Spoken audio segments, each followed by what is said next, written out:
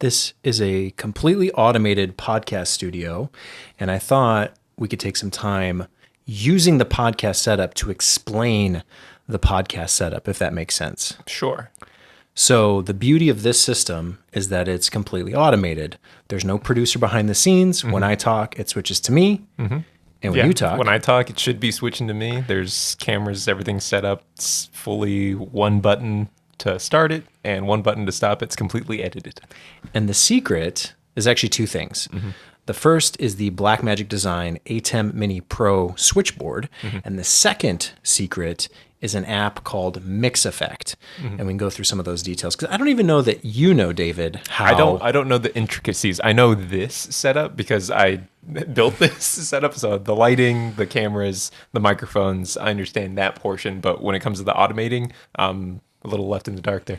which is not to tease it out or anything, but basically if you have cameras and if you have decor and lighting and microphones, a podcast studio could be built any which way. Yep. I think one of the most recent things we added is the headphones, not because I like to hear the sound of my own voice, but I think it's helpful just for other people if they're using it to know when they're touching the microphone. I think that's probably the most valuable part because people tend to fiddle and move and bump. Yeah. And if you don't hear it, you're less cognizant of And it. proper distance away from the microphone as well. They Right. say at least like a fist away from the microphone is ideal, and then not to speak directly into it. So it's good to have a sense of how you're coming across. Yes, just the awareness is helpful. Maybe not for you or me, but for people who haven't really been on a podcast before, I think it can be helpful to have the headphones as a reference. The other thing I should say is that when we stop talking, it'll switch to that wide shot. The wide shot, right? And that's how that's automated through the app Mix Effect. So you can't really do it with just the board alone. So if you have the Blackmagic Design ATEM Mini Pro, that's the one we're using. It's basically the cheapest good one. I think there's one technically maybe a little cheaper, but no, I think this is about the cheapest one. Yeah. It can take HDMI inputs. So if you have 4 cameras, you could run all 4. We have it set up for 3 plus a 4th input for an iPad or some other source. But the secret is that Mix Effect app because basically you can do what's called video follows audio, meaning the video will follow the audio input. So when I'm talking, the video can trigger to this camera here. And then if you talk, then it should come to me. But I feel like that's something that most people should be familiar with. I think Google Hangouts used to do that same thing, like Skype. Like if you're in like a virtual meeting, usually it goes to whoever's talking. Correct. So it's basically that same end result, just using an app or a setup that a lot of people aren't necessarily familiar with. Because a lot of people, when they're talking about a podcast, they're either paying a young Jamie type person, a producer behind the scenes to sit there and switch. Humans make mistakes. It's very easy to like go to the wrong person or hit the wrong button. it's almost easier to switch after the fact. Right. Like as opposed to doing it live. And there's apps now and software where you can record all the cameras, bring it into Premiere, and I think it's called Autopod is the software. But the downside to that is you have 3 cameras worth of data that you have to store and copy and download, and you still have to run it through Premiere, which the beauty of this setup is that the moment we're done and I hit stop, the video is edited. One downside to using this board specifically with the Blackmagic Design ATEM Mini Pro, it's only 1080.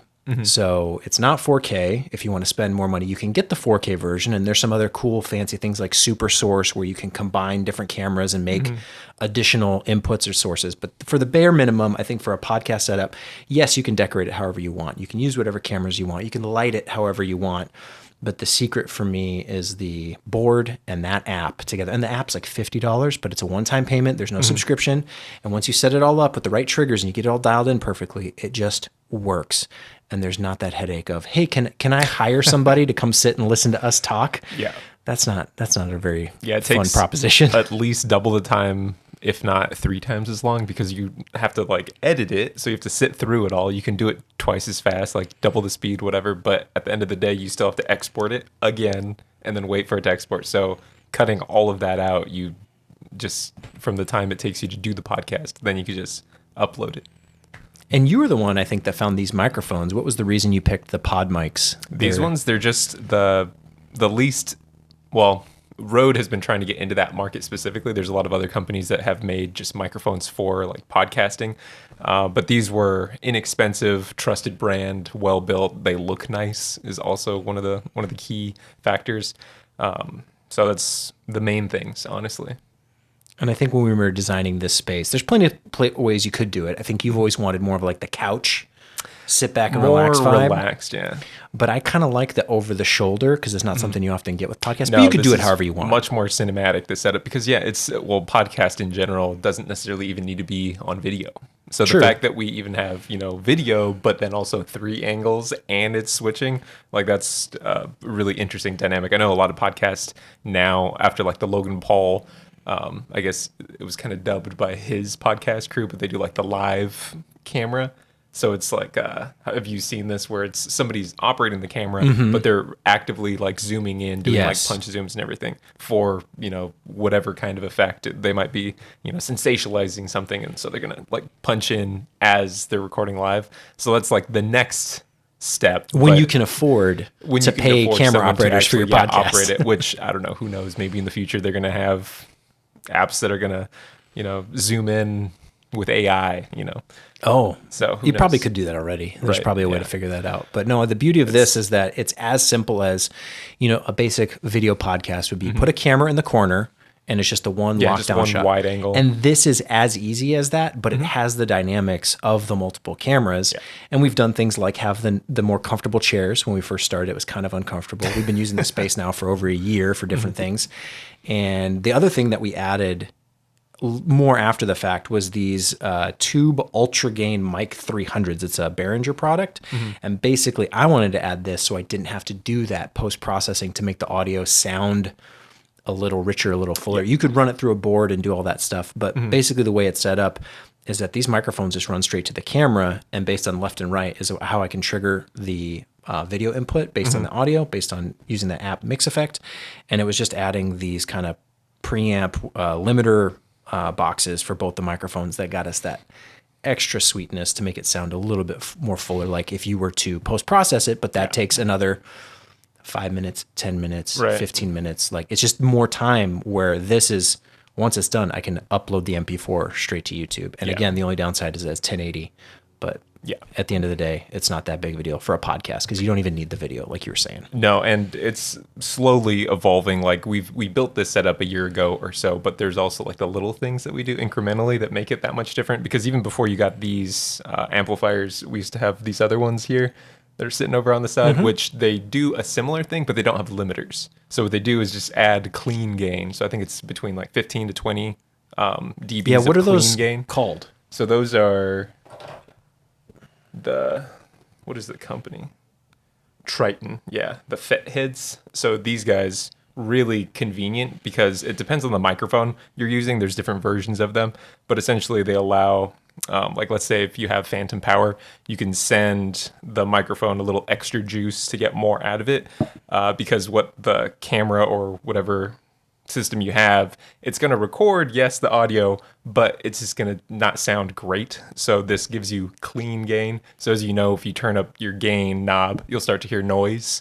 So with it kind of boosts the volume so you don't have to boost it as much on the camera. Yes, so you don't get like that noise floor coming up. So clean gain is what these allow you to do. But and those are really cheap, right? You can basically add that to any kind of XLR, and that's like what? Yeah, a $30, $50 adapter? It depends on the adapter because there are different versions, but yeah, anywhere like definitely less than $50. There's other, companies that make devices like this, but they're really nice to get cleaner audio, especially if you're going direct to a camera and you don't want to have to deal with as much post-processing. Which is the name of the game. I'm all about efficiency, productivity, streamlining. You could have a person behind the scenes switching. You could take the time to edit and post-production, get it exactly perfect. But I think the fact that there's an app that can just do it for you means that anyone could build a slightly similar setup. Again, it doesn't have to look like this. No. This was like our random stylings of this is odds and ends. Just because I think we enjoy like those aspects as well. It's like we're not just camera nerds. We kind of enjoy lighting. We kind of enjoy audio. And then we find the things that will make everything that much better. Set design. Like that light is probably 20 years old. It's a stage light that I've just had forever. Old odds and ends cameras, some cowboy hat. Just why not? Yeah. No, it's always something. I'm actually interested to see what new AI features are going to help us create better content, because even this it's a lot of infrastructure, but then it's like, oh, what can we get to help us even more? So the editing, I know even Premiere has the new editing feature. Well, it's not an editing feature. It's like a transcribing feature that allows you to edit by removing gaps, between words, which allows you to make, a more riveting sounding podcast where there's no pauses. Yes, that would be hard to do in this setup because you would be jump cutting. That would be a lot of jump cuts. So that AutoPod software is one of the advantages of that. So you could record 4K. Yes, you've got all your sources, but I believe that plugin will basically just edit the podcast for you. It'll go to the different sources depending on who's talking. So basically exactly what's happening here live, it will just do in post-production. Yeah. But it will take it that one step further where if you have the awkward pause, it can cut those things out for you. But we've just learned to just keep talking. Don't stop talking. Yeah, don't stop talking. And that's a good podcast. No, but if you dead do, air. If you do, it'll go to that. Where did it go? I actually do enjoy the wide, so it's kind of unfortunate that if we are talking, we'll never see it. See, it did it. It's perfect. And that's the trick. Do you know the hack to not say I still say all the time. But I thought the hack was just don't say Think period. Think period. So make a statement. Have a intentional pause and then continue on to your next thought. I definitely notice it a lot more listening to a podcast that I was on, because then I'm sitting there like, God, I should have Yeah, I say like too much. I say too much. And is probably sneaking there. There are a lot of very prominent podcasters that do all of these things. All the bad habits. They have all the bad habits, but their personality is so great, you just look right past it. That's true. And if you're not looking for it, you don't notice it because it's supposed to be conversational, and that's how people talk. It's I remember that's how you started your YouTube channel. It was just audio. Just audio, just talking. It was a form of a podcast, I suppose. How long were those videos? Like 10, 15 minutes. Okay. Just me talking with a photo on screen. And I did that intentionally. I had cameras. I could have taken the time and the effort to do video, but when you have a channel with 0 subscribers, is literally not worth it. But it's YouTube. It's for video, and you're just like, it don't matter. Some of those videos, technically, it's a video. People still watch some of those videos. You had a photo on it, so it wasn't just audio and like a blank screen. And then I added the video element, and then people said, well, you need to edit, or there's always, you can always take it another step further. But when you're comparing, a podcast, because that's the environment we're in right now, if you're trying to be like the biggest, best podcasts and you have no one listening, no one watching, it is so much wasted effort to try and be Joe Rogan, to try and be Logan Paul. Especially if it's going to take you that much more time to produce something. It's like, well, if there's no one there watching it, if it takes you a week to produce a video that no one's going to watch, you're better off creating more videos in that amount of time. That way, at least you get the awareness that you even make content. And if you look at how Joe Rogan started, it was a webcam show. Right. Yeah. Very simple, very basic. And that's how you get the practice to become like a Joe Rogan or like a Logan Paul or whoever you look up to. Yeah. And you want to be, I want to be like them. Go look at where they started, and that's where you should start. I think that's the better way to get going, rather than feeling like you need to compete at this multi-million-dollar level. Yeah, because that's definitely... it impedes you from even creating content if you're already trying to start at whatever your competition is. It's like if you're trying to start at their level, it's like they've likely been doing it for a decade, maybe. They're so much better. Yeah. They have so much more resources. They have people around them. They have the money to afford it. Yeah. Because imagine if somebody were to invest in this much equipment to start a podcast, they wouldn't know where to begin. We have the knowledge behind all of these products because we've learned it throughout the years. We know about lighting. We know we can appreciate like the ease that we actually have to work with these items, because it's like, it's like the back of our hand. Like I know what I'm doing. But yeah, somebody like a novice just wanting to get into podcasting, it's like, well, here's this equipment list. Like they wouldn't know what to do. That's kind of why I wanted to make this video, is because I've been asked, hey, what do you recommend for a podcast setup? And this What's is the best camera to use? Yeah, exactly. This is what works for me. Something that's automated and streamlined. Funny enough, this is easy. Very easy. For us, right? It's like, it is super, super easy. Hardly an inconvenience. But there's people who don't know how to use the software or aren't used to inputs and outputs. My early days in video was all live switching. Yeah. basically doing this, but manually. Yeah. And so there's a lot of lessons that I've learned over the years that makes this easy, like you're saying. But for someone else, I'd say just record on your phone. Just do audio on your phone. Just put a camera in the corner of the room and start simple, start easy. This is the setup that I would say if you really have a healthy appetite for wanting to make a podcast and you want to streamline it, you want to automate it, get a Blackmagic Design A10 Mini Pro or any of the A10 Mini Extremes or any of those, and then get that Mix Effect app, because that Mix Effect app, I had no idea the potential of these boards until I got that app and was like, oh, I can do so much more. It unlocks it. I feel like there should be a, like, you know how you get the blue check mark, like that you're verified? There should be something like that for like your qualifications in a certain field. So if you ask like a basic question, like, hey, yeah, like, what do you use to edit? It's like, no. Like, I've been in this game for a while. Like, let me know the software you use. Because otherwise, if you told somebody that software, these equipment, it's like, why spend the time to describe it to somebody who probably won't go and do it?